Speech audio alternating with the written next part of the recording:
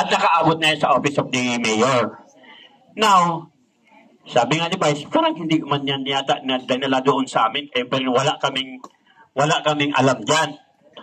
Sa akin, kung nandoon lang yun sa loob ng Office of the Executive, di ba po pwede na siguro yun, 15 days or 10 days, na hindi sila nag-respond doon sa kasi may reglamento yan, may reglementary period yan, 10 days or 15 days, according doon sa batas.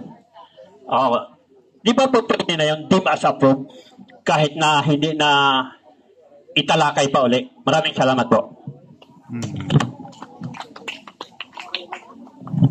Yung sulat po ni NCIP, masyadong hindi malapit po yung mic mo, siya, napuputol. unfortunately, masasabing deemed as approved kasi hindi po siya request.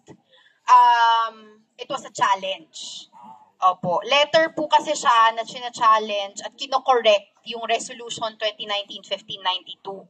Hindi siya request. So, walang action. Well, meron siya sa dulo na very mild request to say na baka pwedeng i-revise ng Sangguniang Bayan o i-amend yung resolution kasi para makorek yung mistake. Pero hindi po siya application in a sense na deemed as approved sa ARTA. So yun po, para lang klaro kasi baka isipin naman nila na parang hala baka approve na nga. Pero yun po, hindi po kasi klaro yung, hindi po siya application eh. So kailangan talaga ng another action or step forward from the Sanggunian na I think ililid naman ni Vice. Okay? Okay na po? Pwede na tayo mag-paralegal training? Hindi